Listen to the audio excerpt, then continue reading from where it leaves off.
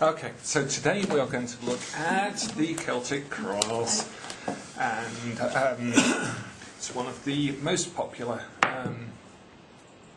spreads, I think because it has 10 cards in it, and 10 cards seems to be like a good number for a spread because it's not too few, it's not too many, it's just right in the middle. Also, it means that people can remember at least 5 or 6 of the cards, so it's a good number.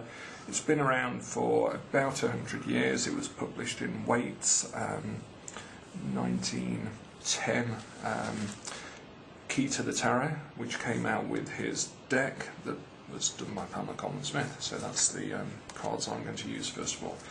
So it has a number of positions, and people get really het up by the order in which they lay them down. And different books have very different ways of laying it out. My advice is to choose a way and then stick to it. That's usually the best way. So first of all, I'll just lay out the spread with a smaller deck so we can see the positions. So we have one that appears in the centre. This is just to show the positions rather than the particular cards themselves. Do you lay them down like that, face down? I always lay them all up, face up. Face up straight away? Yeah, right, that's what I thought. So straight up. And then I usually do the card at the bottom, the card on the left, the card on the top, and the card on the right. So clockwise from from the bottom. Yeah. I think just because I can remember it in that way. And then the other cards go, there's 4 cards that go up the side here. And they're centred upon that symmetrically, kind of thing? Yeah. The original diagrams in the Tarosophist International #2, I showed some of the sketches from the Golden Dawn of when they were using these cards, and actually this so-called stave of the Celtic cross here actually appears on the left. So there's no particular law that says it must go there, otherwise it won't work. So that's the order that I tend to put them in. Now, one of the problems with teaching tarot, particularly out of a book, is that these are numbered in a book. So when you look at a diagram in a book, you get number 1, number 2, number 3, number 4, number 5, number 6, 7, 8, 9, 10. And people tend to learn, okay, I'll read that card first, that card second because it's number 2, that card third because it's number 3. Yeah. And that is not the way I teach it, that's not the way that good tarot readers read it. What they do is they look at the whole picture first, often unconsciously, and then start reading. And often a good reader will actually go to... Yeah, I understand that. Yeah, because it's more important, and they've actually worked that out just from looking straight at it. So before we start looking at this spread, one of the most important things that we're going to do is not do it in a linear fashion. I'll explain them one at a time, because obviously I can't explain them all at the same time, but that's not the way we actually do the reading. Right. Okay? Now, the only cross bit of this is those cards. I tend to look at it as a series of shapes. This is a wheel with a spoke in the middle, an axle, and then this is a sort of straight line. The stave, as you call it. As a stave, yeah. I also have another shape that I tend to use in this, which is like an arrow shape. So actually an arrow pointing up. Yeah, with a line running across it, and that's because it helps me remember that all of these cards function around the central cards. This is slightly separate, but it impacts on that. Another good way of looking at it is to, from your point of view, looking at it this way. Imagine this is a road, and that's a wheel going along the road. So no matter what is appearing over here, its ability to function well and get you on with your life without it being too bumpy is pictured over here.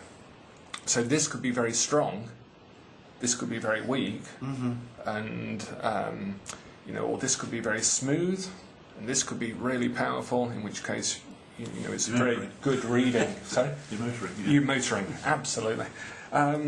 So I'd sort of call it the chariot's wheel spread, if I was going to call it anything, because that's the way I tend to look at it, turn it all on its side. Yeah. But that's just the way I do it. So, what do you know about the positions then, so far? Well, this is a significator. That one I was thinking about. Okay, we'll come back to significators in a second. And the one above it, that one there, is what kind of sort of is challenging or getting in its way, maybe. Yeah. Crossing it. Crossing it. Yeah. That's that one. That one at the bottom. Yeah. I see. I think I remember as being where you're coming from. Coming from. Okay. Yeah. And top one about where it's going to. Okay. That's immediate past. That's immediate future. Yep. And then no, fuzzy. That's outcome. Outcome. Hopes and fears. This one. Yeah. Hopes and fears. And I've forgotten what these two are.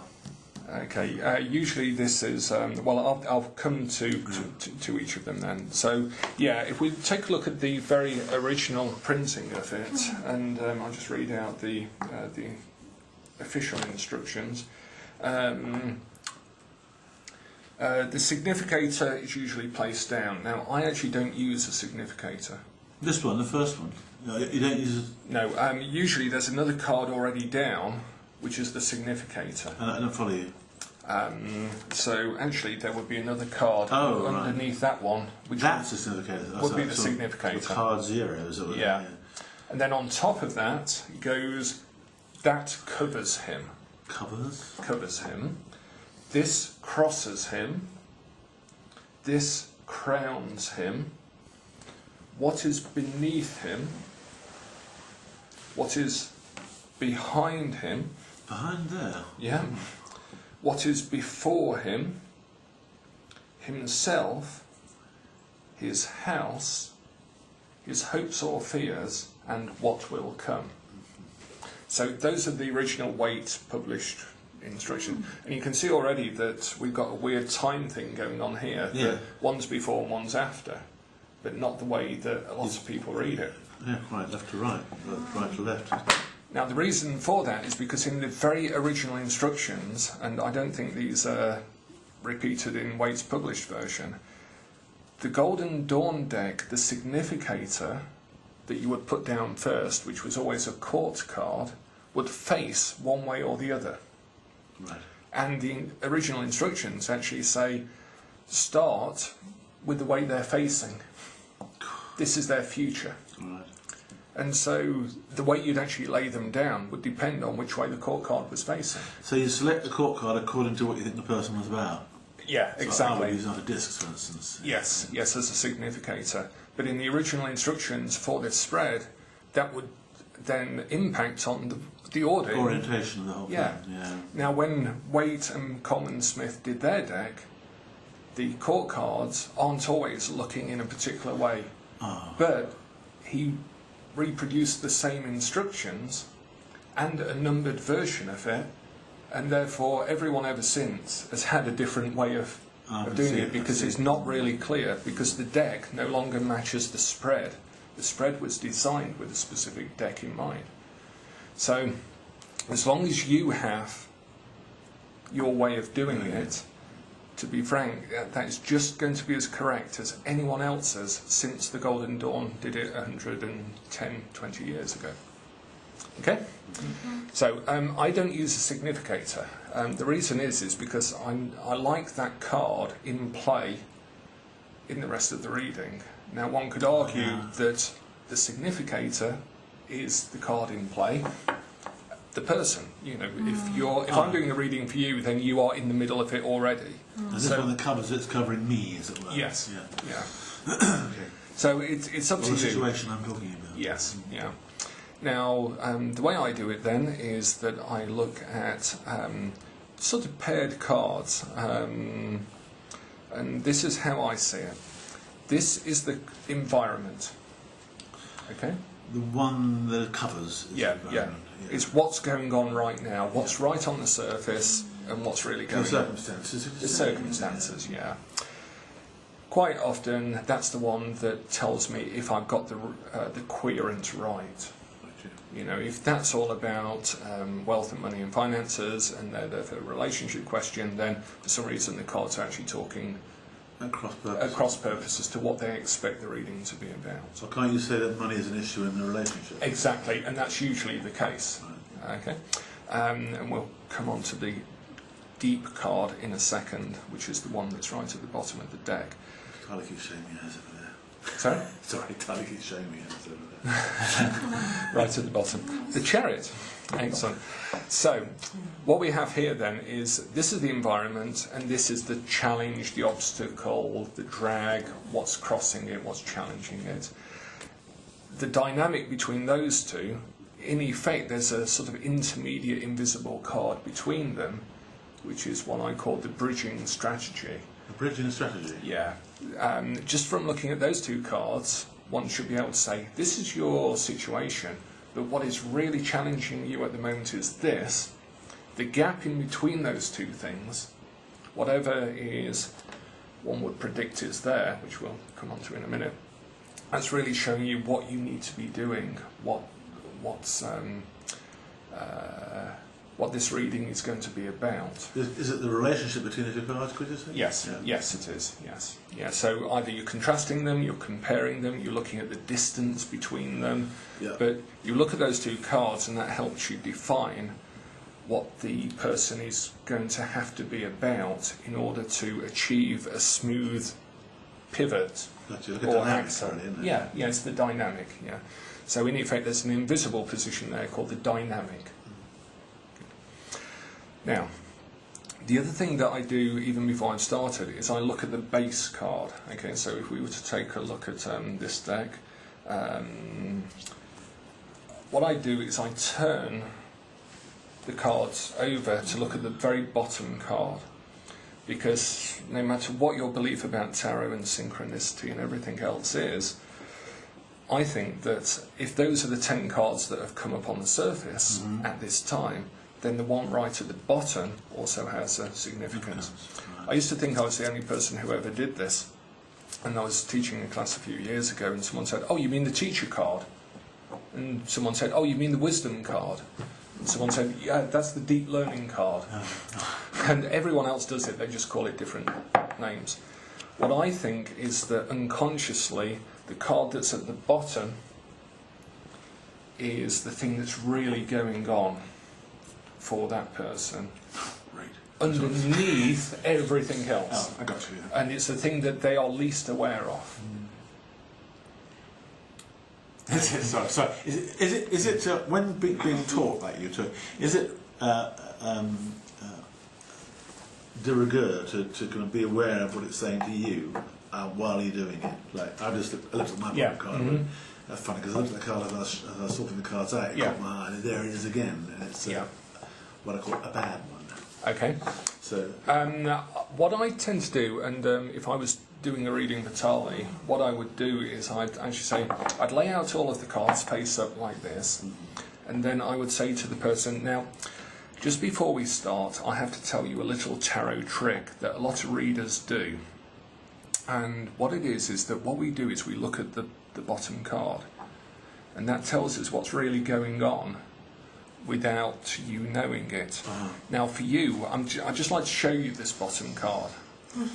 And it allows a little bit of a dynamic to start to take place. And it's not trickery, it's a communication trick to actually say, I'm going to share a secret with you, because that opens the person up to the secrets that you're going to be sharing. That's a good technique. And then I'll show them the bottom card and I'll talk a little bit about it.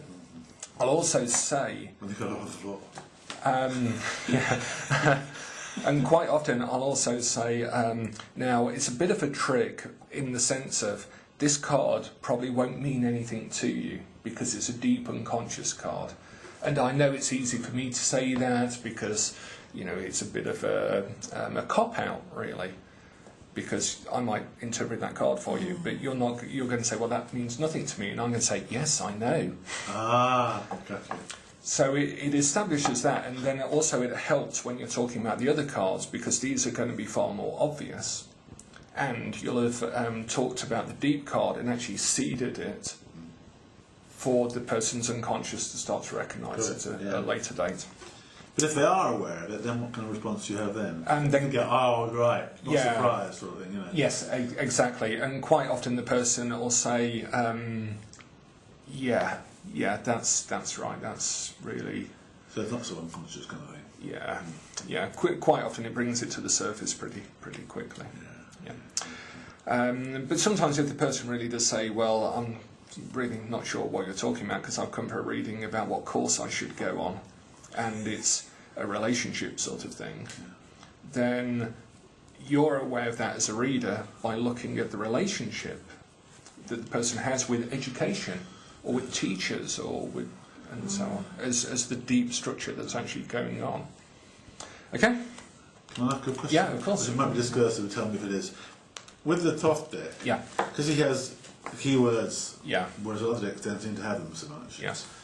Can that be a bit like for showing the bottom card to my querent, and it has that word like this one is? They're going to freeze a bit because it's a negative card. You know? Yeah, it's not discursive. For example, you've got ruin there. Yeah. The important thing to remember, and what a lot of tarot readers don't seem to recognise, or if they do, it's quite unconscious, is that whilst you're reading the cards, so is the other person. Yeah.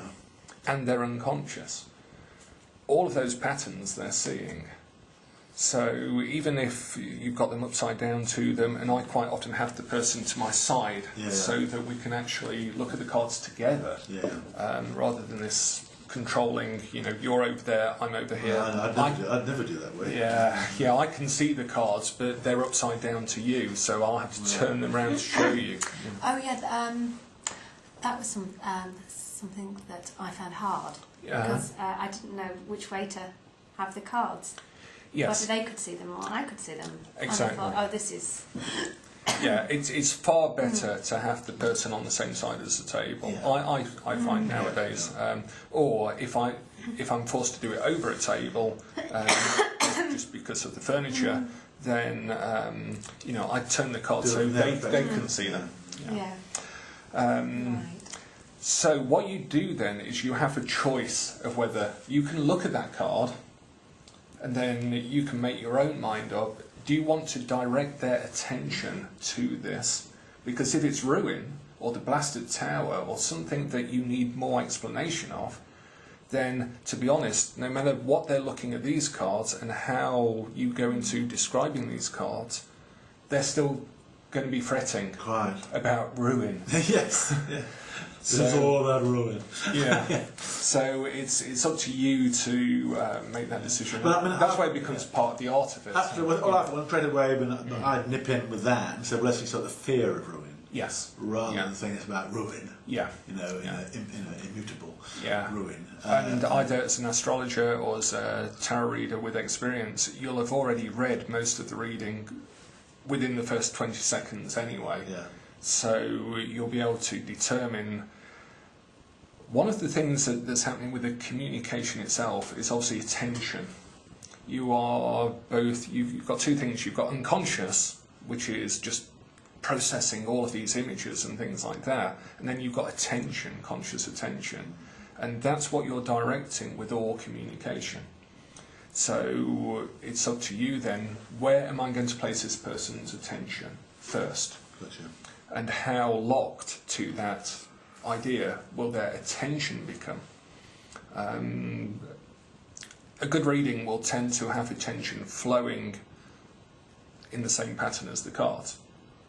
So when the person goes away, when they close their eyes, they can remember what you said and vaguely picture the reading, and they're congruent. Not like, there was that card and there was that card, and they talked about that card, and then there was something, and then they went off on that story about the Bahamas, and then some... Gotcha. If attention's all over the place, then it's a lot more difficult to remember. So, yes, you have to make that artistic choice as to, you can move them there and then open it out with these, or you're going to leave that, and then when you have read these, you can then say, I just want to come back to this base card. Now, I looked at this earlier and I saw that it was ruin. Now, we can see already from what we've talked about that ruin would be quite appropriate, because it's your fear of ruin that's at play now.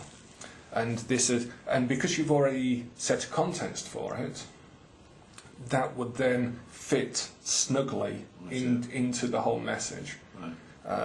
And that's something that you can only do. I mean, obviously, when you do readings, you've got a whole chart.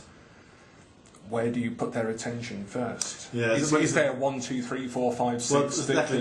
When you said earlier on about that, because yes, there is that kind of textbook way of doing it, like sun, moon, ascendant.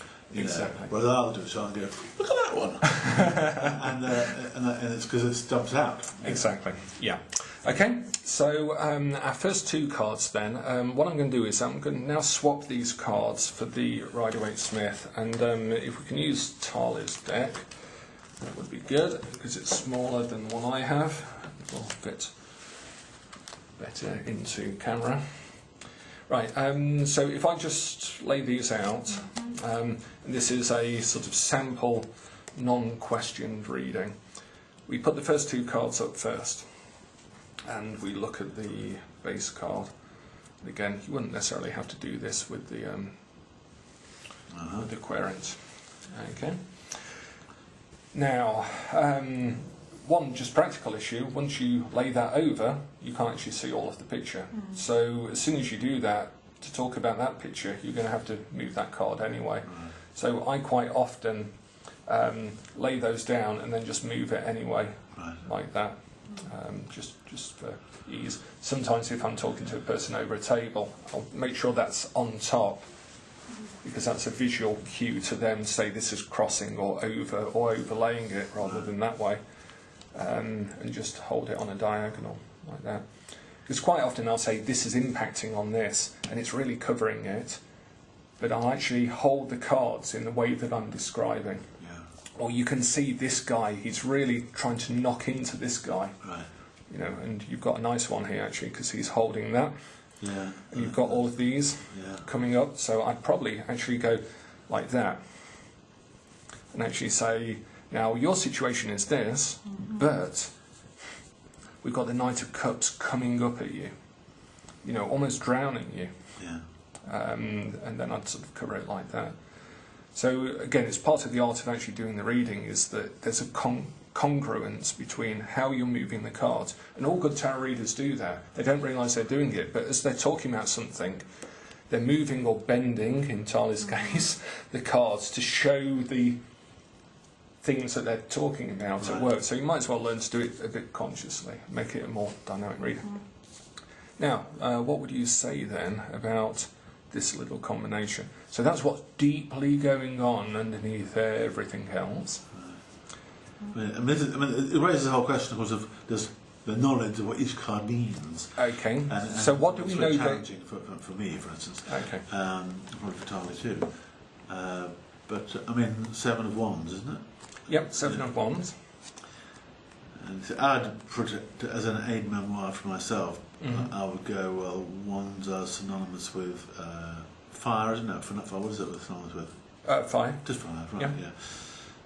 So 7 is something. I remember 1 to 10. I think it's on its way. Yes, it's kind of past the midway mark. So something's on the go. But just looking at it pictorially, it's just like somebody who's like a quarterstaff, and he's kind of in a bit of a battle. That's how I'm reading it, and he looks a bit of a kind of peasant serf type character rather than a knight. You've got this knight bearing down on him. And the Knight of Cups, which is basically someone who's, and that's to do with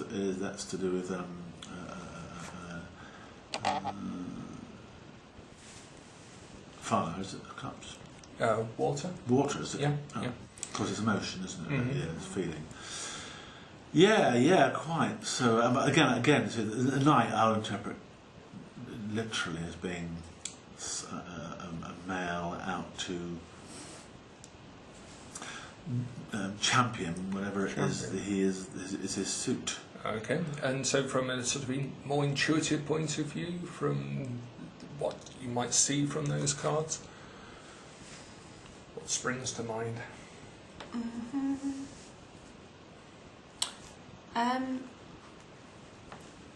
I'd say this is about growth. Growth, okay. Something's being laid down, or something's. It's quite a sturdy. This guy's quite a sturdy, and he's quite well balanced. Okay, yeah. Even though it appears that.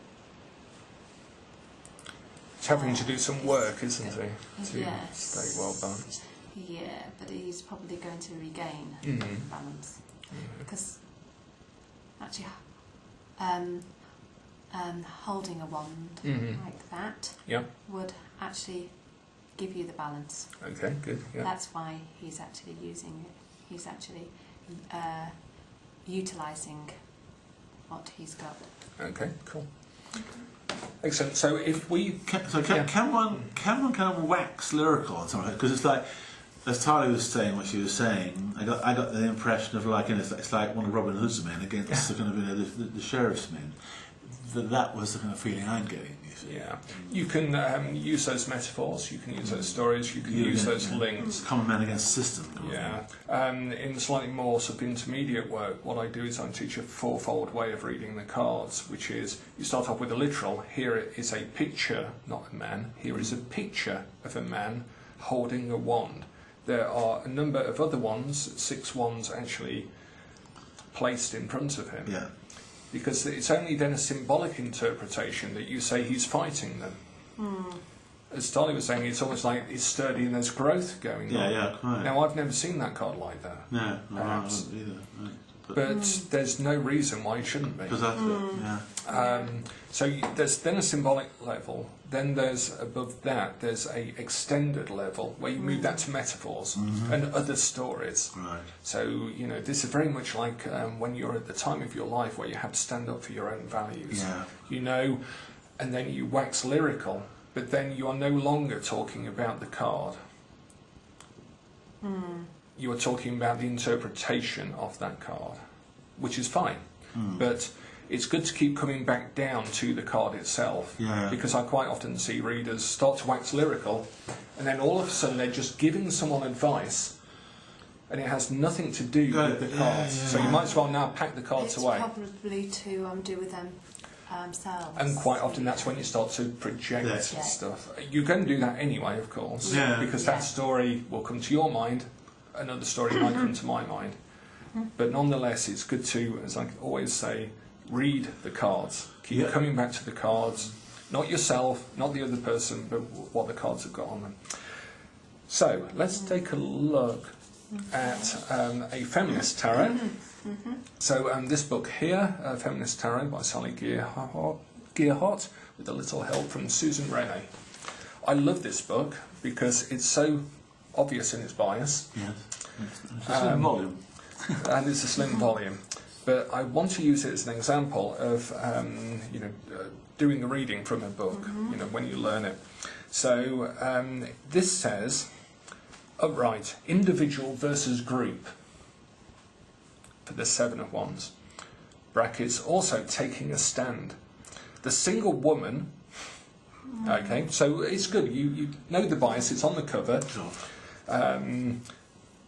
So you can say single man or woman, attacked by or defending herself against other sisters. She stands above them on some promontory, ready to fend them off from above. What does she defend? Is the territory or herself in danger? Can the combatants listen to and hear each other? Are the 6 wands really attacking her? An assertion of individual needs in opposition to some group, perhaps a warning against absorption into a false collective identity, the sudden realisation of the threat to some part of oneself. I love these meanings, because you can sort of take out the slant, because it's made obvious, and a lot of other books you can't. Yeah. You don't know if they're talking... There's an agenda there or not. Yeah, so that book I love because it's quite clear. So how would... Is that I mean, it's quite similar to what I was saying. Yeah. Is that the official interpretation, as it were, of the 7 of 1? So therefore we come to a general agreement of what that card is generally about. It is unlikely that any tarot reader would say... there's a great little comedy clip where someone is looking at a card like that. I think it's one of the other ones, and she reads it very well, and she says he's got a tight bandage around his head and he's got little boots on and blah blah blah. And then she says, so what it means is you need to avoid wood or anything sort of woody. It's highly unlikely that any other tarot reader would interpret that card in that way, unless there were lots of other cards that seem to symbolise, a phobia about furniture. So there are general readings for that particular card, and one has to come over time to synthesise what I call like an invisible attractor. In maths, in quantum physics, and fractals, you have this idea where you can have a graph, and the shape then becomes 3D like fractals, and it goes to a particular point, but it never reaches that point. The point always remains elusive, but it's there because everything spirals round it and eventually tries to draw itself to that what's called a strange attractor. And I think the meaning of that card is a strange attractor. But generally, general terms... But in general terms, we can see the fractal, the pattern of meaning that's around it. Like that card has got nothing necessarily to do with love, whereas another card is far more likely because it may have a heart on it, or a couple on it, or something like that. So this one attracts other meanings better. This card generally? Yes. This first card, this... Yeah. Well, any card. Yeah, sorry. Yeah. So this position is... Or any card at all? Any card. In any part of the spread? In any part of the spread attracts certain meanings better than others. It raises this enormous question, I mean, about, the tarot reader's agenda and their own personal orientation and blah, blah, blah, and how literally you read the cards. One extreme is like very literal, the textbook, and can be very dry and not really, doesn't do much. And the other extreme, you've got the person who's waxing lyrical and going off on their own jag. Yeah. And so are you saying really that the kind of combination of the two is the best thing, or what? It's a combination. It has to be, and it always will be, unless we all get replaced by a computer that can do it. Quite, which will happen, really. Yeah, or we all accept that these are just merely tools for our own intuitive ability or psychic ability. Yeah. And therefore, why have these? Why not use the placemats? Here's the first of the great cats. Tabby was a cat. Yes. Tabby, very funny. Yes. Brilliant. And it's also why some people like keywords. I love them. Yeah, because they fix the meaning. Yeah, absolutely. Okay. Yep. So, can I also just one thing about that? Because they are so rich. Because I could also say that this is like in terms of the quarterstaff, Little John character as well. It appeals to my own. It makes my own juices of intuition flow. Yeah. And that once he's broken that staff, he's got 6 more to grab. Oh, okay. He put them in the ground, ready for like a quiver. Yeah. And that's sort of why we need the rest of the cards. Yes. So what we're going to do is take a quick break, and then we'll come to how we actually do the full Celtic cross reading from start to finish. Right. Okay.